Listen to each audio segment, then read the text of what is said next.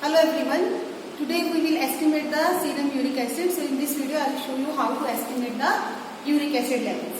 So serum uric acid we will estimate by uricase method. As we are estimating the uric acid, obviously it must have some clinical significance. That's why we are estimating.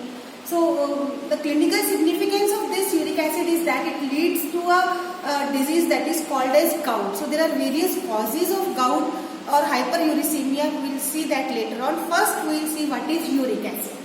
So uric acid, it is an end product of purine metabolism. All the purines on degradation, they will form uric acid. Like AMP, by various reactions, it will form inosine, then hypoxanthine. Hypoxanthine with the help of enzyme xanthine oxidase. XO here it is xanthine oxidase. This xanthine oxidase will form xanthine from the hypoxanthine, and ultimately again with the same enzyme, that is xanthine oxidase, we will get uric acid. So in this way we will get uric acid by the degradation of the purines. So this uric acid, as we know, we estimate it with the enzymatic method, that is uricase method. So the principle for this estimation of uric acid by uricase is that uric acid, in the presence of enzyme uricase, with the help of oxygen and water, it will form a compound allantoin, which is more water soluble, more excretable, and H2O2. See, what we are getting here is H2O2. So with the help of this H2O2, we will treat this H2O2 with phenolic 4-amino antipyrine, which is a coloring reagent. We will react this H2O2 with this phenolic coloring reagent, and what we will get in the presence of enzyme. The important here it is the enzyme, that is peroxidase enzyme. So with the help of this enzyme, we will get pink color complex. So this is the basic principle of the colorimeter. So to measure any substance, we should get a particular color. So in this case, like glucose estimation, we will get the same kind of color. I will show you. This is what we will get. This is the type of color. It's almost same as that of glucose, because in that also we are using the method was glucose oxidase oxidase. Here it is, in spite of glucose oxidase, what we are using? We are using uricase enzyme, and peroxidase is the same enzyme. So the intensity of this pink colored complex will be treated similarly with this is the test. For the test, similarly we treat the standard, and their intensities will be measured at green filter, that is at 510 nanometer. So now I will show you the procedure. We'll take 3 test tubes like this as usual, जैसे कि हम लेते हैं. So this is test, standard and blank. If you can see the placard, test, standard and blank. In test वाला test tube, we will add 25 microliters of the serum, which will contain the uric acid, and in standard we will add 25 microliters of the standard solution, and in distilled water we will, in blank we will get 25 microliters of the distilled water. You can see there is no color in the blank. And in all the 3 test tubes we will add the working reagent 1 ml each. 1 ml each, and after incubating at room temperature for 10 minutes, we will get this pink color. So this pink color we will measure colorimetrically. We will take the ODs, that is optical density of all the 3 test tubes, at 505 or 510 nanometers. So the calculation for uric acid is, it is OD of test minus OD of blank divided by OD of standard minus OD of blank into 6. 6 is what?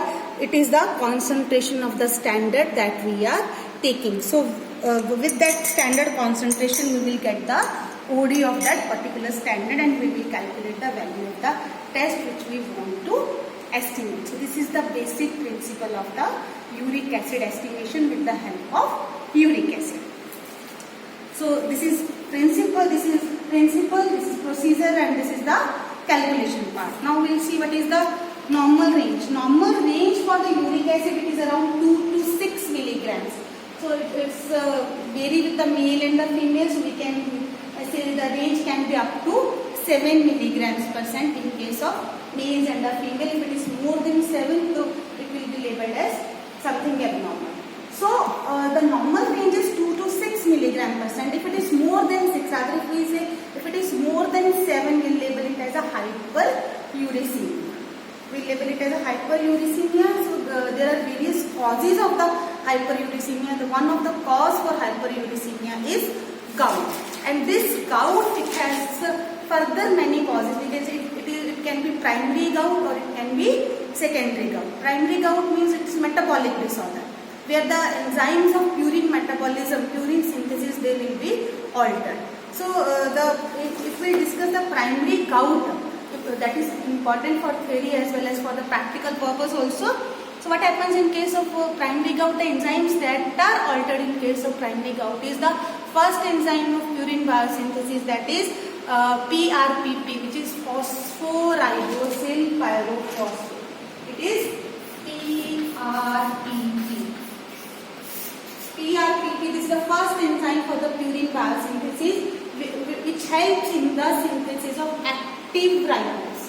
So to synthesize the purines, we need active ribose, and that is synthesized with the help of this enzyme, that is PRP. So overactivity of PRP, it leads to increased synthesis of purines and ultimately the increased degradation and ultimately the formation of uric acid, and patient will land into the gout. That is the first thing. The another enzyme, that is the second step, which is the committed step for the purine biosynthesis, is phosphoribosyl amidotransferase overactivity.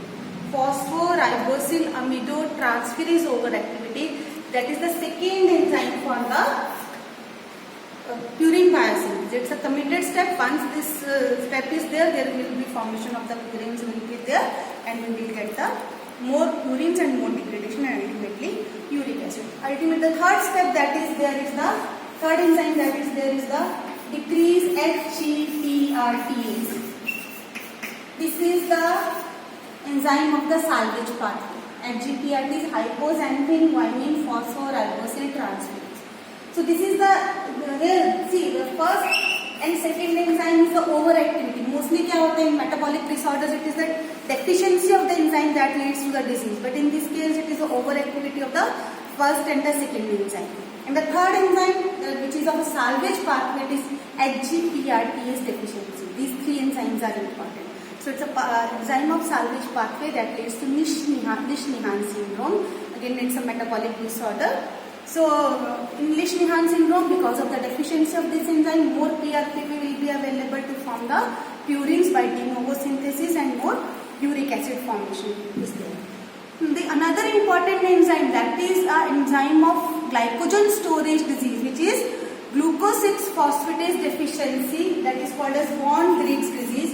G6PD deficiency, it also leads to glucose 6-phosphatase deficiency, that leads to von Wrights disease, and ultimately by altering the metabolism of glucose and forming more pentoses through HMP shunt, again lead to the formation of purines and ultimately the uric acid, and patient land into gout. So these are the main primary causes of the gout. The secondary causes can be, and it can be because of leukemias, lymphomas, polycythemias, and other cancerous diseases, and the diseases in which tissue damage can occur, they can also lead to the gout. So these are the secondary causes of the gout.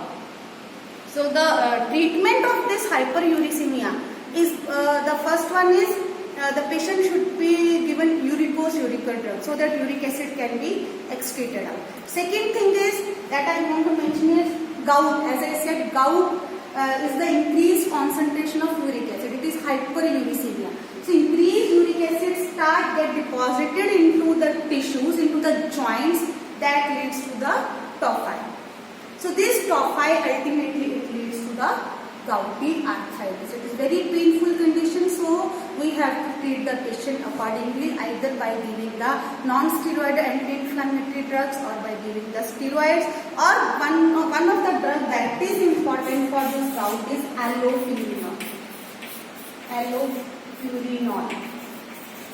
So this is the drug of choice for the treatment of gout. This drug, it acts on the enzyme xanthine oxidase, so it will produce more, you can say, inhibitor of the xanthine, So it's a good example of suicidal inhibition. This is a good example of suicidal inhibition. So another line of drug of choice for gout it is allopurinol, which will prevent the formation of this arthritis.